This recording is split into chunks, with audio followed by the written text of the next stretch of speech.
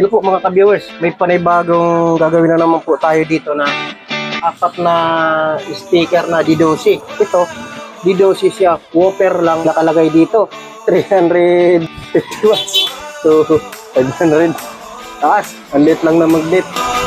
Alam na. Yung gagawin dito, babaguhin lahat. Isa. Ito pa isa.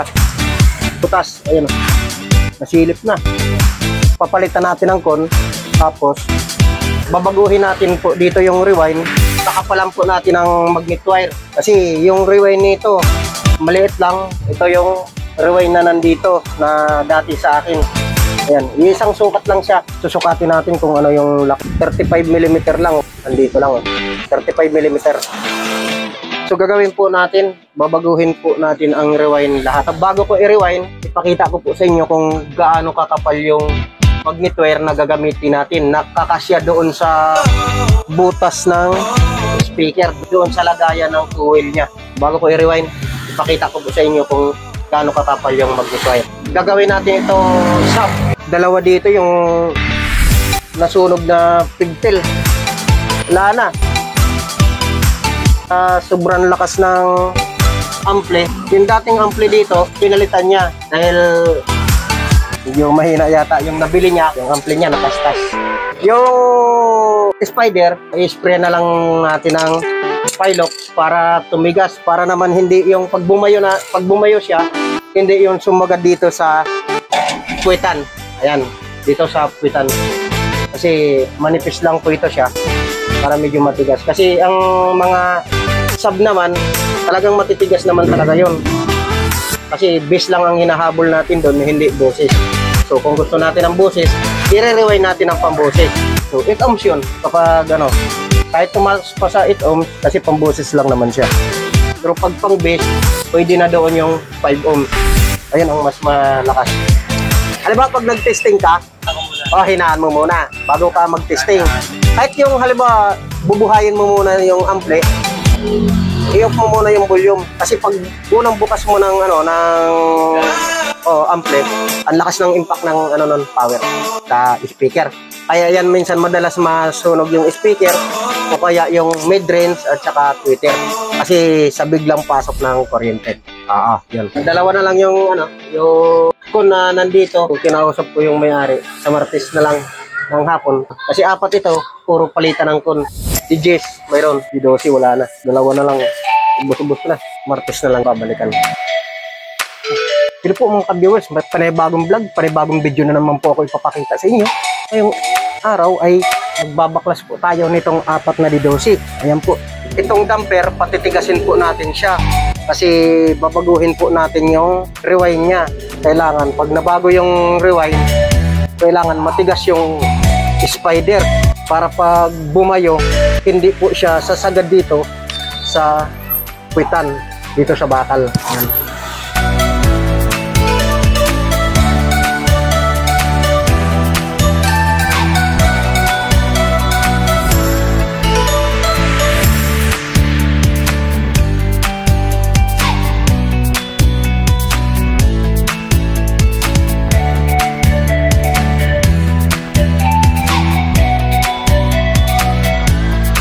Ayan o, sunog. Ikaw o.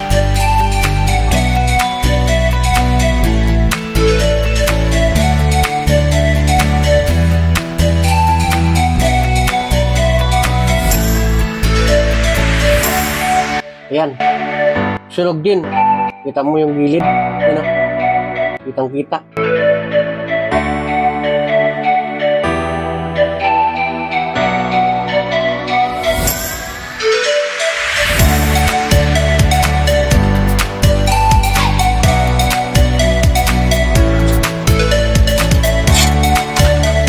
Ayan. Sunog pa rin. Ayan, tatlo. Isa pa.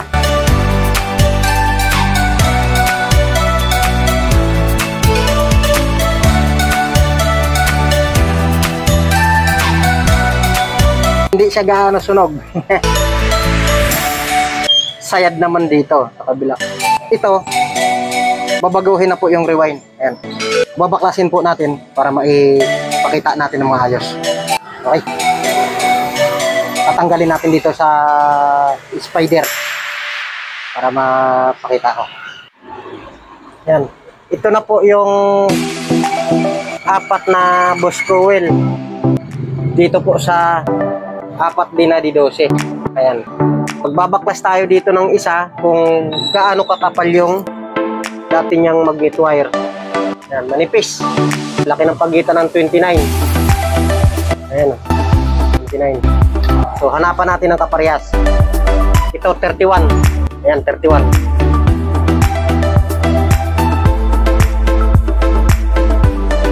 So, makapal pa ng konti yung 31 dito sa dating magnet wire. So, i-rewind po natin siya ng 29.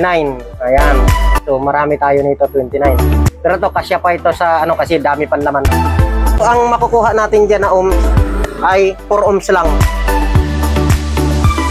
Tapos, ang mai-rewind natin malapad pa. Halos ganito. So, anuhan natin na magkaroon din siya ng boses. 4 ohms pa. Bukas, kasi bukas na lang po natin i-rewind ito. So, ipapakita ko po uli sa inyo yung 29. Ito po ay patitigasin natin. Malambot. Hindi po kasi kasali ito sa usapan doon sa kontrata namin. Hindi po kasali ito. Ang kon lang po dito, yung con. Ayan. Saka yung rewind. Ayan. So, ang gagawin na lang po natin dito, patitigasin na lang po natin to. So, isprayhan po natin ng Pilox. Ayan, bumili yung may-ari ng Pilox.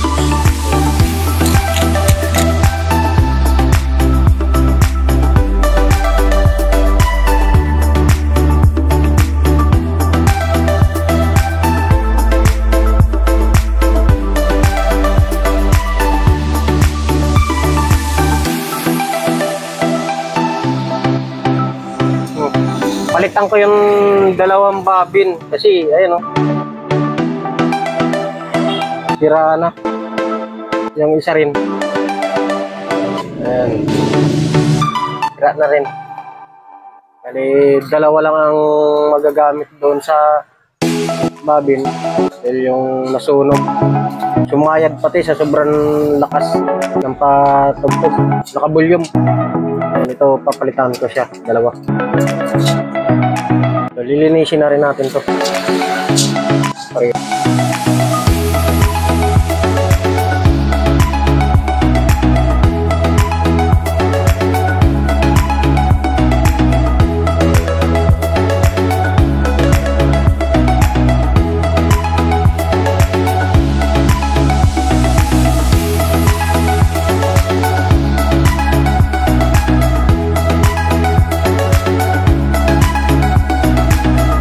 Magre-rewind na tayo. Ang gagamitin natin ng magnet wire ay 29.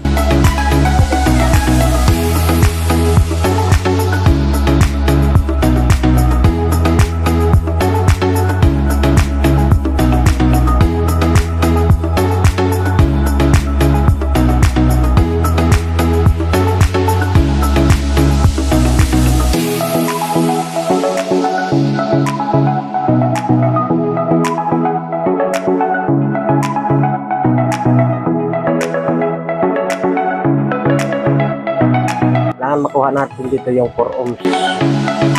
Bumaba man ng 1 point lang. Okay lang yan. Ayan nga pala. 2 layer lang pala ito. Ayan.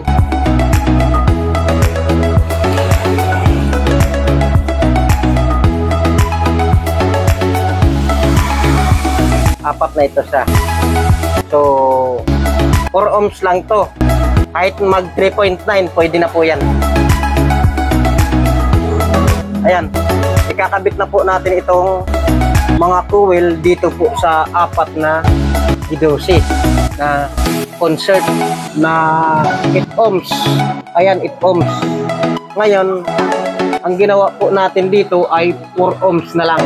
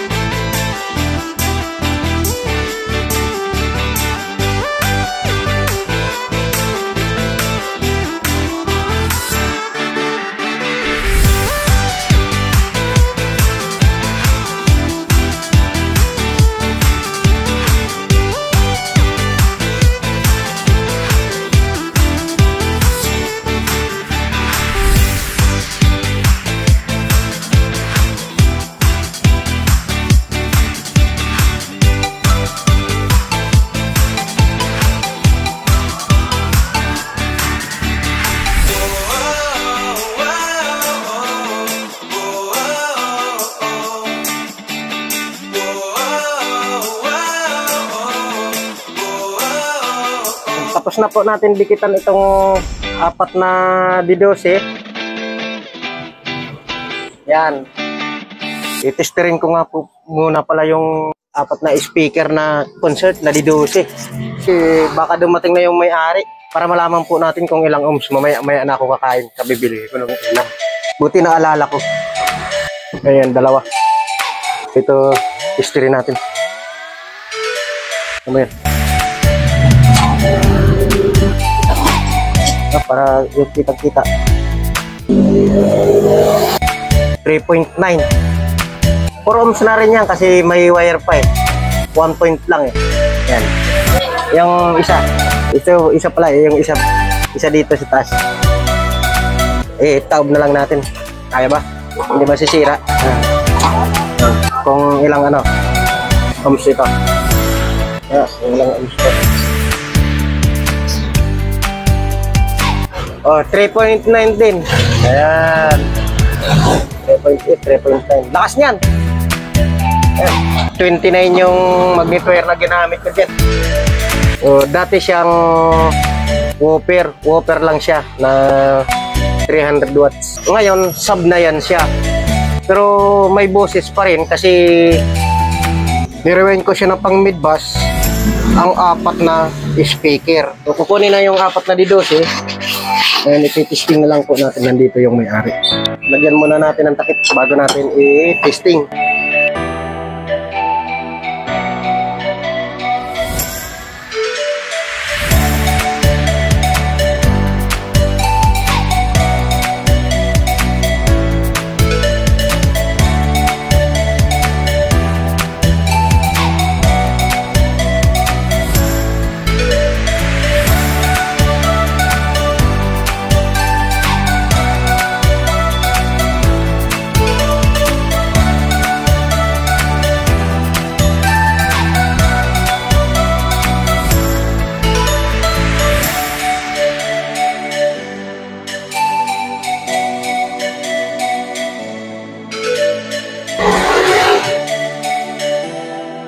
Subukan na natin kung gaano kalakas ito.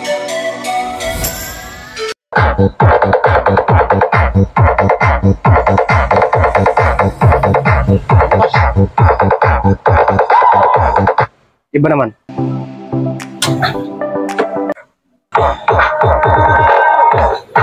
Welcome to TJ Malakas ang boses Ito Mondo by Anji 79 Audio Disting Jaya. Sound testing.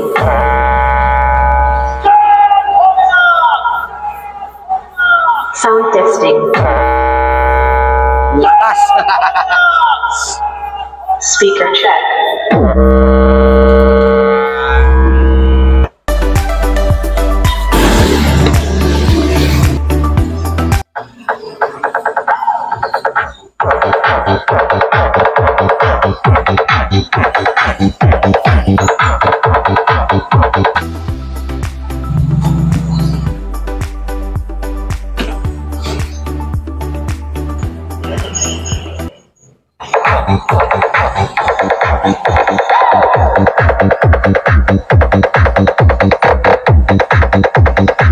Alalay lang yung yung spider.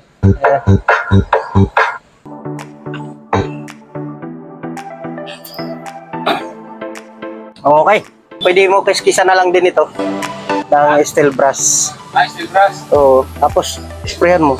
Kahit isama mo na ito, pwede na yun. Ay, nasprayan mo na ba dyan?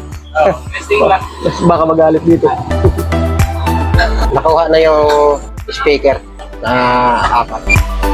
So ayan po mga ka-viewers, nakuha na yung apat na speaker na D12 na concert. Ayan. Pinuntahan na ng may-ari.